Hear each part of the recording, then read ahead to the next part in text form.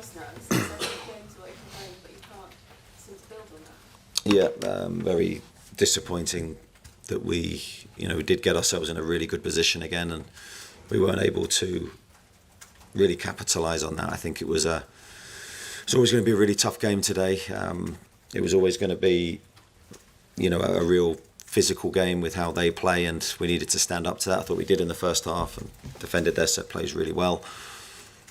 But one moment really of switching off and a couple of mistakes in the build up to their first goal, and we paid the price. And then of course we needed a big reaction to that goal really, and we didn't get it. And very frustrating end to the game.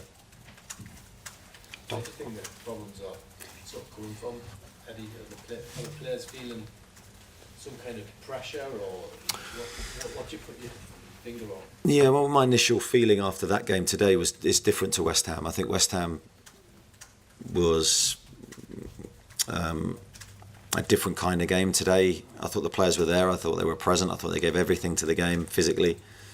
But I think it was clear for me, if you watch Newcastle regularly, we were lacking in confidence today. There was a lot of technical mistakes, which is really unlike us, especially in the middle of the pitch where we're usually really fluent. And that contributed then to putting us under pressure. So I think different feeling to West Ham, different emotions. I think it's really important today that I support the players. And we know we're good players. We know we've got a really good team. But we just need to stay grouped together in this difficult period. You knew there was going to be the throw-ins with the Bob and the throw-ins. Did the players execute what they'd been asked to do in training?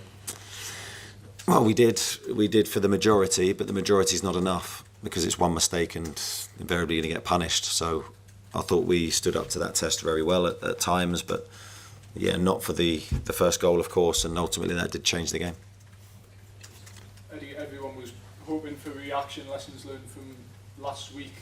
Why didn't that happen today? Is it simply down to confidence, or is it something more? I think it's multi-factored. I don't think there's one thing. Confidence will now be an issue for sure, because I think they're honest players, really good people. They care, they want to do well. But the team's taken a few hits, and I think that showed today. So we've got enough experience to respond in the right way. We've got enough experience to have been there before and then know how to deal with this moment. We know we're going to get criticised. We expect that. I don't see that being a problem for us, as long as we stick together and we're really unified in this difficult period. Just on the criticism, when Brentford were applying the pressure, they grabbed an equaliser, you had a let-off with the penalty. Why did it take until the second penalty and the red card before the changes finally came about? In what sense? In terms of Dan Burn sent off, penalty given away, and then the substitutions happened. Yeah, I mean, of course we're discussing that as the game's going on, but those moments obviously impact everything, because with hindsight you then go, well, you could have done something before that moment. But with Dan's height being pivotal from the set plays, and with Joelinton going off, we then suddenly would have become very small. So they're big calls to make, and yeah, of course with hindsight you possibly make a different decision. But of course in that moment I have to weigh up what I'm doing. Eddie, yeah, Eddie, just on Nick Voldemort, and this isn't a criticism, but has his style impacted you, especially away from home, more than you would ever have realised, given that you scored with your only shot on target today? It was Nick's first touch in the box at the time. Is his style his preferred area where he populates the pitch? Is that really impacting you away from home? I don't think it's just on Nick, and I think that's, my job is to protect him, and I think he's had a great start to his career here. Yeah, I think we haven't helped him be as effective as he can be, especially today. I thought it was a difficult game for him. Difficult again in the respect that he's the only fit centre forward we have, so again more pressure and more weight on his shoulders, when possibly I'd like to have made a different decision for him. But yeah, it's like the team has to do better. We have to do better in helping him and supporting him. He's giving everything currently, and he's given everything since he's been, and he's had to take that weight on his shoulders on his own. It's not been easy. But of course we need to look at also how we're performing away from home, and if there's changes to be made, then we need to make them. Eddie, what was the mood like in the dressing room at full time there? Are any of the key, the experienced players speaking up and simply saying, look, this isn't good enough right now? Yeah, we've got an experienced team, and yeah, occasionally those players may speak, but I think it was important for me to speak, and it always is important for me to speak and give my message to the team. In times of adversity and difficulty, I think is when your true character is tested and when your true character is revealed. And I think we need to be very calm, but we need to be measured, and we need to be reflective, and we need to then come out of this period with a way forward and a way that we're going to be successful away from home and at home, and get some more points. And what would your message to supporters be who are perhaps looking at this away form and are concerned about where the Premier League season might be going? My message is that we know it's not good enough, and I take full responsibility for that, and the work to putting that right starts now, and that's all that I can do in this moment.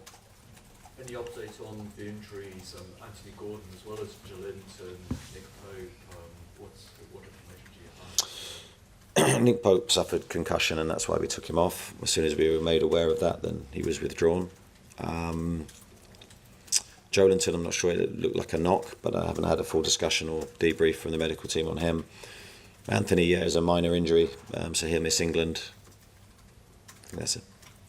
And is it a good thing to have the international break coming up now after a couple of results in the league like that, or would you have preferred to have the players still together?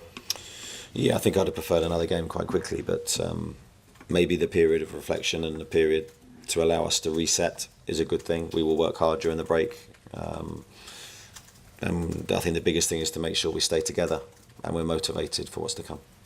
Chris and then Kieran to wrap up, please. Eddie, last year you obviously had the low of coming here and losing that game, and then afterwards it was sort of a reshuffling the sides, and until I moved to number 6. Do you see that there needs to be a fundamental reset away from home in terms of how you approach those games, or was it not as simple as that?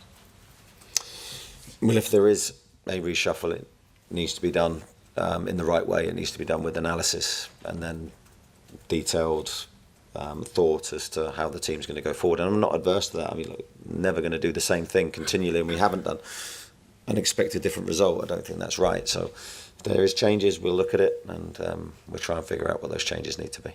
You mentioned losing the lead at West Ham last week, then yesterday. I think you've lost three times in the last 5 that you've taken the lead in a game. You've lost them. I think it was the previous 56 before that. Where do you think that issue has come from? I think it's probably associated with our lack of goals, really. I think there's, going 1-0 up today, you'd expect us to capitalise on that and establish ourselves as a stronger team in the game. I don't think we did. I think we became weaker in the game for the goal, which was the same at West Ham. So that's a big frustration for me. I want my teams to attack and to be continually looking to score. We don't look like that team currently. So that's why I said earlier, we have issues to fix. There's no doubt about that, and the process for that starts now. Kieran? Dan, ahead of this game, said this was a game to earn your money as players. How frustrated are you that you come to another tough away ground, having done well at home again midweek, and then it just doesn't come together yet again on the road? Yeah, I can't sort of give you a satisfactory answer to that, because it's not satisfactory. The fact that we haven't done our jobs and we feel we've let everybody down. I think when you do that, when you make mistakes, it's not intentional from anyone, and all you can do is hold your hands up and go, right, okay, let's try and fix it, and that's what we're going to try and do. I mean, you look at the table now, 2 points above the relegation zone. Is that a concern for you, confidence, and if you're getting results at home, but then if it keeps happening away, you can kind of get dragged into a place you don't want to be? Yeah, absolutely. It's the wrong end of the table for us, but it is what it is. That's the reality, and we can't change it. All we can do is affect our next performances to try and change it. And we knew potentially the start of the season would be slightly choppy for us as we entered into a transitional period with the team. But there's no excuses for us. As I say, we take full accountability for what we're delivering, and only we can change it. Thanks very much, everyone. Just check so I can see down for England now because of concussion. Yeah, he won't go with England. Yeah, it's 12 days, I think. Thank you. Thanks very much.